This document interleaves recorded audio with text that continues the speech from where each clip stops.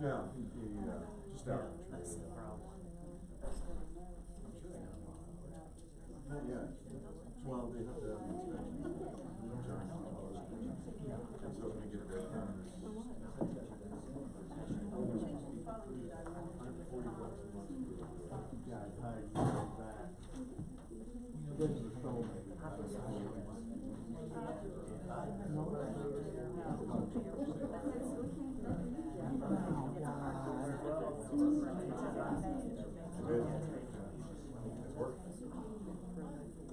well, we're gonna need some volume.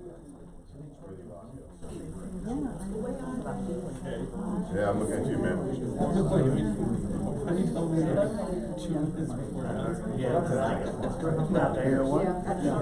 Turn your phone on. Storage.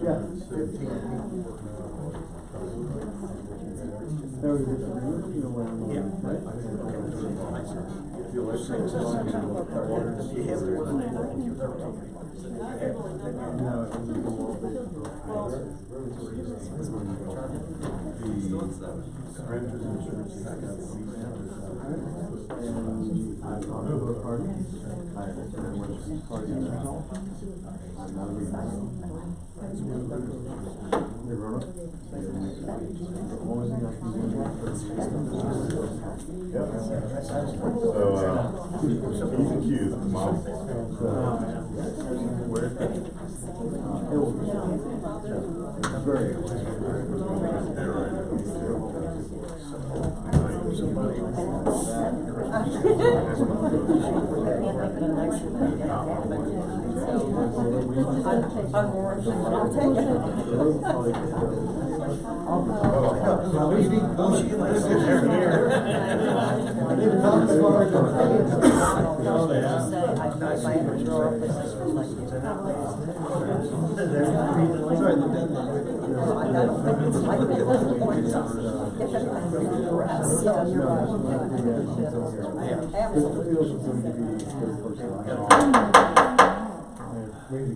Ladies and gentlemen, I'd like to welcome everybody to tonight's City Council meeting, Tuesday, November 5th, 2019.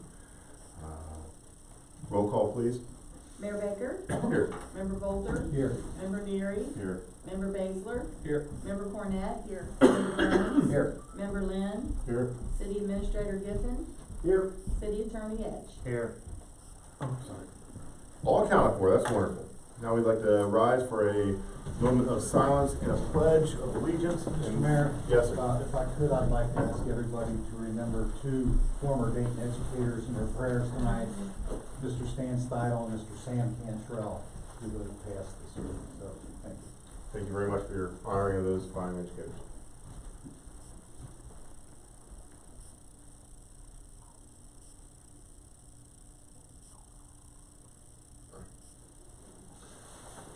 I pledge allegiance to the flag of the United States of America and to the republic for which it stands, one nation, under God, indivisible, with liberty and justice for all.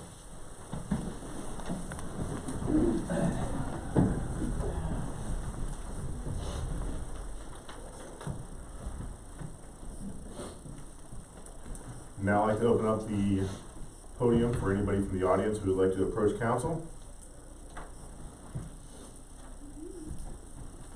State your name and address, please. Kathy Gordon, 314 4th Avenue. Something that has been of curiosity to me, and I don't know if it can be answered this evening, but just, again, a matter of curiosity. I commend the city for being able to access significant amounts of grant money, but as we all know, grants aren't free money, it's tax money. But more importantly, What was mentioned was the overall amount of what we had gotten in grants over the last, I believe, 16, 18 months, something like that. But nowhere did anybody tell us what portion of those grants we get to pay. Because usually grants are, as I understand it, it requires some level of contribution or matching funds or something of that nature from the city. So how does one budget for that if you don't know if you're gonna get a grant? Are those monies budgeted? Or where does that come from? Sure. So, for Riverfront Commons, there were 3 different phases, 3 different grants. The first grant required, no direct money to be matched by the city. What we were able to do was use in-kind contribution of the land as the match. So we actually didn't, dollar for dollar, didn't have to give any money for the first phase that just completed. The second phase, which we're under design right now, will owe 20% of the match amount, and the same for phase 3. 20% of what? No. So 20% of $850,000 for phase 2, and 20% of $1 million on phase 3. Okay. For the sidewalk kind of improvement grant that we have, which is going to do sidewalk bump outs on 2 blocks on the avenue and connect Chateau Drive with 7th Avenue, is 20% as well. That's 20% of what, about like 350,000? Yeah, about that. Those are the major ones we have right now. And are those items budgeted prior to actually acquiring the grants, or did Yeah, it so, come out of yeah, so economic before we development? applied for the grants, yeah, we decided where that money would come from. And we had, at the time, had indicated we had the money in the bank to do that, so yes. To be a little bit on the sarcastic side, Sure. for which I apologize, kind of. I know where the sidewalk is going up the hill. One of these days, I'm going to try to walk up that hill, and I'd like the fire department to be on hand, because I'm not sure that I can do it. I can't imagine that sidewalk being used very much. I really can't. And there's a part of me that has to at least go, I can look at about $30,000 worth of projects that certainly have not been addressed over time for the existing communities, and that are either maintenance or whatever, pavement or whatever the case may be. So there's a part of me that's going, okay, I appreciate and value the fact that we're trying to make improvements, but it literally is, the question is at what cost? Yeah, here's the thing about the sidewalk. It probably won't get as much use as a lot of other areas, but we have kids that walk up Dayton Pike and down Dayton Pike all the time, and adults as well, and it's very dangerous. I don't question that aspect of it, but there is a part of me that really wonders how It's a safety per issue. use cost there is, and I realize that that's not something that's easily ascertainable, but. Yeah, it's a safety issue, a lot of it is. I mean, you know, you see people and the kids going up and down there, and cars sometimes swerving to miss them and that kind of thing. It's just a big safety issue. Matter of fact, part of the sidewalk grant is a Safe Schools grant, right? Correct. It's in conjunction with Dayton High School, so. And one of the reasons why we were able to get that funding is because that's one of the few areas of town that isn't connected via sidewalk. So it'll actually, when it's all said and done, will actually extend beyond Chateau, because Fort Thomas is also working on a grant. So eventually, those sidewalks will connect into Fort Thomas, and I wouldn't be the first one to get up there and walk up the hill, but if you start thinking about. Oh, you're coming with me. Well, if you start thinking about where technology is going in terms of motorized scooters and things, it makes it much more feasible that someone doesn't even need to walk up. They can maybe sometime in the near future just moped it up in some form of rental, bike rental. Red Bike's already doing motorized bicycles, so might not even have to walk at all. Hence, why the sidewalk? Well, in that case, it would be off the street in a more protected environment. I appreciate it, I guess because I'm very fiscally conservative. I get concerned about a city this size having major projects of epic proportions financially, and making sure that we're being financially responsible and accountable for what we take out of our budget for some of these projects. So I'm just, And it's still, Playing watchdog, I we guess. still look at it on a year-to-year basis. So the $1 million in grant funding that we got for phase 3, Riverfront Commons, that's not even gonna be available to us till 2022. So as things change, we look at it every year, and it's not something that we really wanna back out of, but it's not something that we're totally 100% committed to if something were to come up. But I can understand where you're coming from on that. We look at it every year to determine if that money is still there before we move forward with the I project. certainly hope so. But thank you, I appreciate the input, because I hear of these hundreds of thousands of dollars of projects, I'm going, wait a minute. I don't have that in my hip pocket. 20% match is usually the rule of thumb for a lot of these alternatives. Because 20% of $800,000 ain't chump change. Nope. No. It's not. Thank you. Thank you, Kathy. Anyone else? Yeah. Name and address, please. Hi, I'm Becky Shanks, 819 Fifth Avenue, here in Dayton, Kentucky. I just have a little bit of a personal concern, and it might not be a concern to everyone else. So I know it might just be me, or it might just be a personal thing. But this past month, I saw an advertisement for the haunted house, that a sign that was planted in at the monument. And before now, the monument was sort of like a sacred place. We didn't put signs there. We didn't put yard sale signs. We didn't put advertisements there, because it's sort of it's sort of like it's a memorial to all the war heroes and to the people who gave their lives and things like that. And I did contact someone about that and found out that the person who put the sign there had gone through the channels and had called the city building and got permission to put it there. So this was a big disappointment to me personally, that that they were given permission to put. Also, Becky, in follow-up to that, the sign was moved by kids or somebody vandalizing and actually physically put it on the monument. That's not where it was originally supposed to be. Okay. So when she went up to check on it, that's what, I mean, it was off the stake and everything. Well, so. then it was replaced with a new sign. I thought she took it totally down. She may have, but then it was replaced with a new sign in the same spot. So that's why, that's why I came. And I'm just concerned with the elections coming up in 2020, that it's going to be bombarded with political signs, and I just don't want that happening. It's just, and it might just be me. And if it is just me, that's fine, and I will put up with it, and I will just go on my merry way and just kind of avoid that area going home, because it just really upsets me.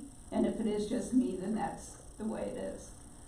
But I just kind of wanted to bring it to your attention, and maybe we can avoid it. Yeah. So, I understand why the sign was put there, because it's a great location to direct people to the event, that was happening. But maybe that's something we need to consider in the future.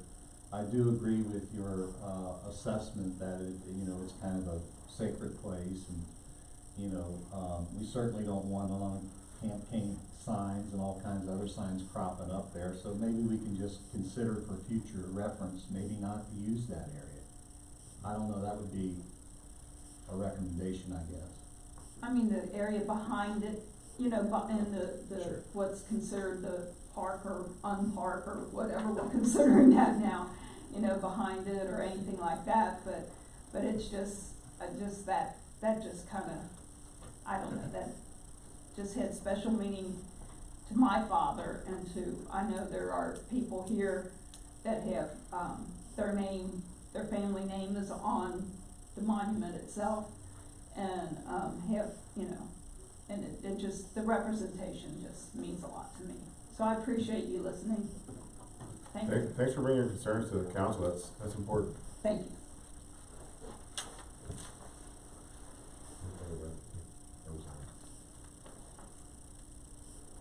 Anybody else like to approach council? Tom? Anybody other than Tom like to approach council? moving along. To the mayor's report, last month I mentioned that we'll start to begin to give some council member liaisons to the boards with their meetings. I've been thinking about moving people into, to make sure that certain council members are always attending the meetings that we're having. I've got some ideas. I'm not going to share them with the public yet because I want to share them with council first. But I just wanted to let you know we're going to continue to move on with that because it gives the city a good idea of what's going on with the boards, and it gives the boards a good idea of what's going on with the city. So I'll reach out to each council member in the next month or so and then bring that back to the public in December or so. Wanted to make sure that everybody understands that the trash schedule has somewhat changed for the city of Dayton. And so please check the city website for updated trash schedules to make sure that you are having your trash picked up. They've done a decent job of taking care of it since our initial concerns. And I also want to let everybody know that due to Thanksgiving, the Thursday will be pushed to Friday and Friday will be pushed to Saturday. Nobody will be fined for any type of overnight trash. If everyone's celebrating Thanksgiving, that's all we care about. The big sign outside the fire department has been removed. The reason we removed that was due to outdated software that was no longer being updated. So we had to take that sign off. We'll be donating that to the museum and looking forward to finding a new sign in the future, but we haven't settled on one yet, but that wasn't able to update anymore, so it made no more sense to continue to put that up. And that's all I have for my mayor's report. Now the next piece is the fun piece. We'll do a proclamation.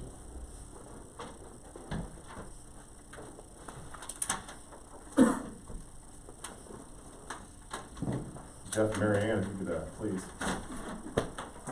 Got you, Marianne. Yes, you want me up there? Oh yeah, come on up, man. Not every day we get to do this. I'll come around with you guys.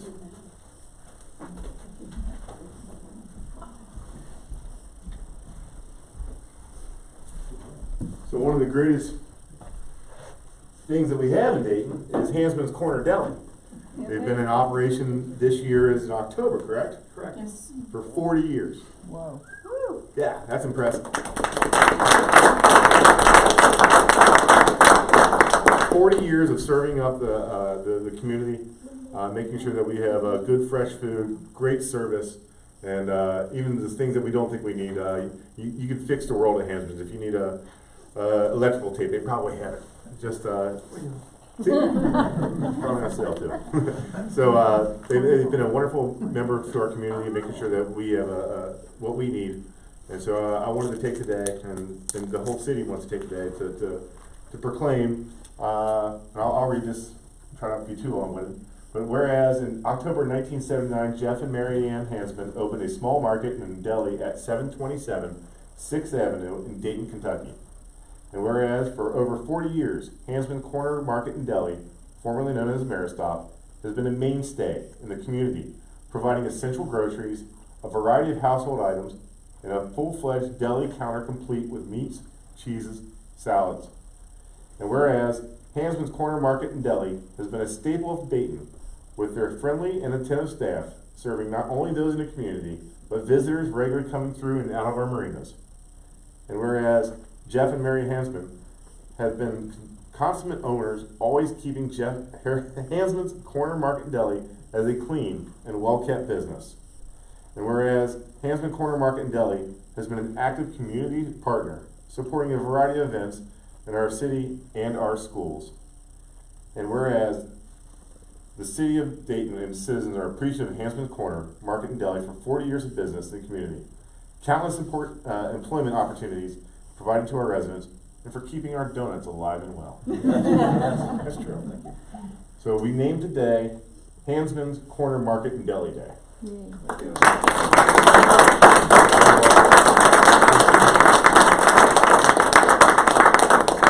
And alongside, I'd also like to present the key to the city to Hansman's Deli and to your family for continuing to serve our families for many, many years. Okay. Long may you serve. Thank you. Thank you. You're welcome.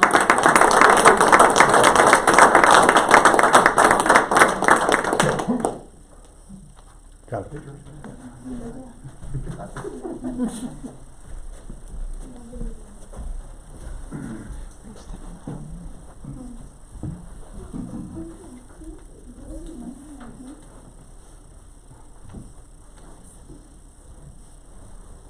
Told you it'd be fun. You don't have to stay.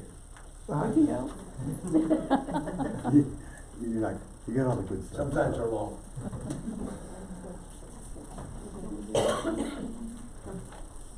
Now I'd like to move along to the approval of the minutes from the October 1st council meeting. So moved. Moved by Walter and seconded by Mr. Lynn. Any comments? All in favor? The ayes have it. Move along to the second reading of 2019 number 18, amending 2019 number 17 as it relates to the imposition of personal tangible property taxes. City of Dayton, Kentucky, ordinance number 2019, number 18. This ordinance amends ordinance 2019, number 17, as it relates to the imposition of personal tangible property taxes in the city of Dayton from 0.74 cents to 0.719 cents on each $100 of assessed value of personal property, other than motor vehicle and motorboats, and that is the second reading. Second reading's been made. Do I have a motion to accept 2019 number 18? Motion to accept 2019 number 18. Member Volter made the motion. Second by Member Lynn. Do you have any comments? Roll call, please, Don. Yes. Member Burns? Aye. Member Lynn? Aye. Member Bolter? Aye. Member Neary? Aye. Member Baszler? Aye. Member Cornett? Aye. The ayes have it unanimously.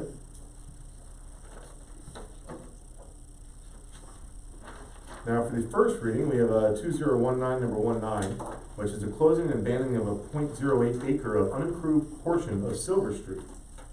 City of Dayton, Kentucky, ordinance number 2019, number 19. This ordinance closes and abandons the unimproved portion of Silver Street and returns the property to the adjacent property owner, the city of Dayton, in accordance with Kentucky Revised Statute. First reading. First reading has been made. Move along to the administrator's report, Mr. Giffen. Thank you, Mayor. I have one handicap parking request, 135 Fifth Avenue. The applicant meets all the requirements as set forth by ordinance. I'd like to ask for a motion to approve. I'll make that motion. Ms. Cornett's made the motion to approve. Do I have a second? Second. Second by Mr. Burns. Do you have any comments concerning? All in favor? Aye. Any nays? Any abstentions? Ayes have it. Next, I've got, in my report I sent to you all last week, explaining a proposal we have for a potential business. The Economic Development Committee met with staff and a new owner of a piece of property last month. And amongst the staff and amongst the committee, we discussed an opportunity that we felt was a good one for the community. But in order to move forward with that, the Planning and Zoning Board will need to look at a potential text amendment to our zoning ordinance, in which case they will bring back a recommendation to you all for final approval and discussion. So to kick that off, I'd like to ask for a motion to have the Planning and Zoning Board review a potential text amendment change to our zoning ordinance. So moved to allow planning and zoning to recommend a text change to our ordinances. I'll second it. Member Bolter made the motion. Member Cornett made the second. Any comments? It's kind of vague. What are the text amendments?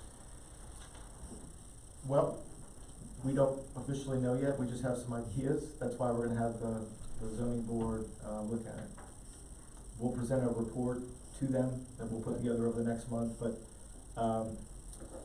the business, potential business is in the R1JJ zone, so I think what we'll be looking at potentially, which seems like the best route, is a potential amendment or addition to a conditional use in an R1JJ zone. And I can't speak specifically because we haven't put together the report yet. So planning and zoning will give us the specifics. We have the option to say yay, nay, or make changes, recommend changes. We just presented to economic development some ideas that we thought would be a good discussion, but we haven't formally put together the report. That report will be presented to the planning and zoning board next month. Does any of this relate to the number of required parking spaces? No. Good. Because parking minimums are going away in many, many cities, and I think that's something that we need to look at down the road too. The applicant seems to have a couple options on parking. It's mostly a use challenge. Understood. Thank you. Yes. Do you have any other comments concerning the text change review? All right, I have a motion, a second, comments have been closed, all in favor? Any nays? Any abstentions? Ayes have it. And the last thing I have, we've kind of tinkered with the dumpster ordinance over the last couple of years. And we've kind of had several requests to look at it again. Staff members and I, we have a couple ideas on what we think would be some options, but I thought it would probably be best to turn it over to a subcommittee of council to meet and discuss. That way, you all can decide based on information that we present to you all and information that, and thoughts that you all might have on what you all think is best in terms of our dumpster ordinance, especially as it relates to long-term rehabs, and the amount of time that you feel is necessary for someone to be able to pull a dumpster permit. So, Mayor, I'd like to ask if there's any council members that would, up to 3 that would like to serve on that committee. We can schedule a time here in the next month or so to begin that discussion. I agree that we should put together a quick committee to help determine this. I don't wanna sit around too long and make this a 6-month committee. Doesn't need that much review. I'd like Mr. Baszler, Mr. Volter, and anybody else who would like to be on that council to speak now or forever hold your peace. But I know both of you folks have had concerns about that in the past, so I'd like to hear your opinions in that committee. But anybody else who'd like to be on that council is more than welcome to be. Can we get a moment to think about that? I wasn't really privy to this information, and I have. Nor was I, man. Here we are. That's fine, but I have 2 jobs. This is my 3rd job, so I'm also looking to be on the park board, and I'll have to look at my schedule before I can commit to anything. That's fine. So the next week, is that enough time, Scott? Sure. If need be, I'll do it. If no one else wants to. So we at least have 3 folks that are considering it. Yeah, and it could be up to 3 if you all don't have time and Jeff and I can just get together. Sure. What we'll do is we'll just bring something back to you all formally. Right. Obviously, the more we have, the more opinions we get, but it's not too complex of an issue. I just wanna make sure that we're doing what it is you all want. We don't waste time bringing you something that you may not want, so. I'll shoot out an email to all 3, and if schedule works, however many can make it. Shoot out to all 6 and anybody who wants to join. No, we don't wanna do that. All right, thanks, Attorney. Yeah, quorum.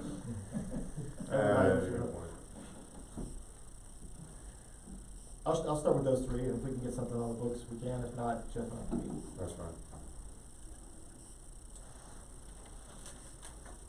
And if anybody has any questions, that's it for my report, Mayor. Can you give an update on the Urban Terrace project? They're on schedule to complete sometime in middle of December as was initially scheduled. So I think they've mostly finished all the tie-ins. It's my hope that sometime this month they'll start on some of the sidewalk and curbing work that we're eagerly anticipating. And Michael, catch me if I'm wrong here, but isn't there a certain degree, temperature that blacktop needs to be met at? Yeah, I think the rule of thumb is 40 degrees. They'll keep the plants open as long as they can. They usually keep them open until about mid-December, but if the weather's really, starts to get cold and wet quick, they can shut them down, sooner than that. But that was the concern we raised to the water company about the timing of the completion, but they wanted to move forward and chance it, so it's just gonna be a kind of fly by the seat of our pants, Mhm. see if we make it. So we've had a conversation with SD1, the water company, concerning that, and also the temperatures concerning that. Correct. So if we catch a break in a couple days, or a couple prolonged days, we get those streets done, correct? Correct, yeah. They'll wait till it's consistently at freezing before they shut the plants down. Again, it's usually middle of December. I've seen it close sooner than that. Okay. Well, what about the other phase of it, the sidewalks and curbs? They should be fine on that, again, unless we just get some freak cold, consistent weather in November. From my understanding, the sidewalks and curbing is what's gonna happen, sometime this month, so I think we'll be okay on that front. No guarantees, but I think we'll be fine. Thank you. Michael, I asked you this question in your offices today, and you told me 40 degrees, and you told me that the blacktop will be, companies will be shutting down the 1st of December. There's no way in God's creation you're gonna be able to blacktop that street this year, and the problem I have is them citizens up there that live on the top of that hill deserve better, because when we start getting snow and they start trying to plow that street, it's gonna tear up our equipment, it's gonna tear up the stuff they got. This water department has made a fiasco out of the city of Dayton.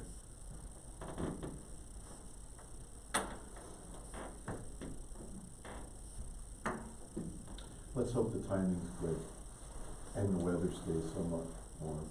But what if it's not good? That's, We have a recourse? When we tear our plows up, our people have problems going up and down that hill, and we have our citizens have problems.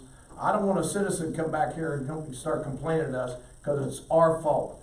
I guess you gotta weigh the good and the bad. The bad obviously is the street may not get tended to. The good is that our water issues up there at Urban Terrace will be much improved because of the work that's being done. So, I mean, I understand that, but, sometimes we're at their mercy. I mean, Bill's right, we're at, all the utility companies, sometimes we're at their mercy. They pretty much operate on their schedule, not on ours. I don't know what you do about that, but, I think it's a good thing that we're getting that done, and we're getting it done for a reasonable cost to the city, so. Very reasonable cost to the city, isn't it? Well, the water company issue's not costing us Not anything. anything. That's very reasonable. Yeah, but the other issue is, but Tom, is there any recourse, I mean, to Mr. Burns' point, is there any recourse that if we total plow that hits, something like a water main or something like that, is there any recourse that we could have as a city against SD1 or the water company for not completing these projects in a timely manner? Could be measured under a reasonably prudent person of whether they could have completed it in a timely manner. If something like tomorrow, the weather turns and it's below 30 degrees from now till spring, then obviously they could have got the work done and they did everything reasonably prudent. They're not gonna be responsible for the acts of God, anything that's freak like that. But if, they're expecting to if they timely complete it and they do not, then they may have some liability to the city for damages the city receives in that hypothetical for injuries to snowplow, things of that nature. So possibly. I believe most of the plates are gone because the hookups have been done. And that's the biggest issue, is the plates, when you're talking about a snowplow. I've been on one and you hit those plates and it'll take your teeth out. Yeah. So as long as the plates are gone for the most part, then it's just an uneven surface, which, God, we had that before up there. Yeah, you gotta navigate around the manholes, those are the things that'll really stick up. Yep.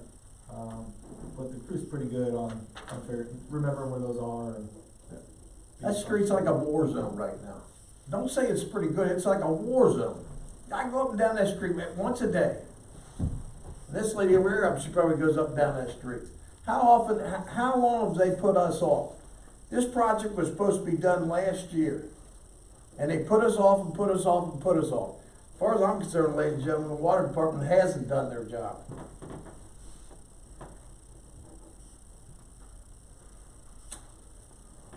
Any other comments concerning Mr. Gibbons' report?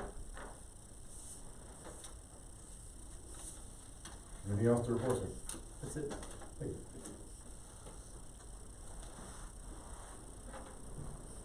Mr. Edge, Nothing to report. floor was yours. Move along to the department head reports. We'll start tonight this evening with Chief Atkins for the fire chief. Thank you, Mayor.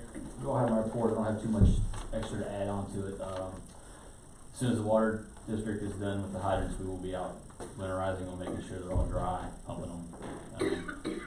You'll see us start to mark them with some fluorescent tape, color coding them based on the amount of water that we can get out of them. So we'll make sure to let the cities know when we do that so they can post something on the webpage that way, because I think sometimes it'll stir up some water and people get some dirty water coming through their pipes.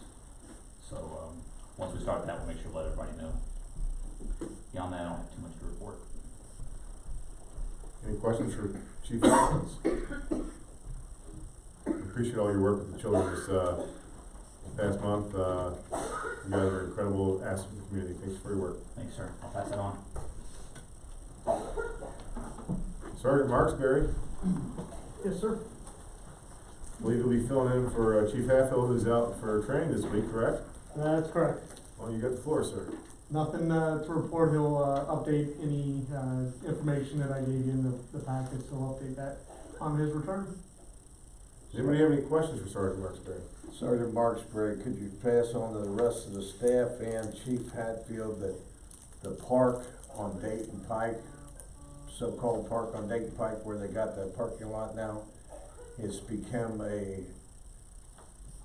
haven for unscrupulous activities according to the neighbors up there. Cars are going in there and using it for whatever they want to use it for, and I don't want it to see it turn out to be for activities it shouldn't be. It's supposed to be a park for our citizens and not for people who want to go up there and park in their cars and do whatever they want to do. So if you could let the guys know to check out there every once in a while, I appreciate it. Yes, sir. Do you have a rough time frames that this might be occurring? The only reason why I ask is I know myself and the third shift officer will pull up there and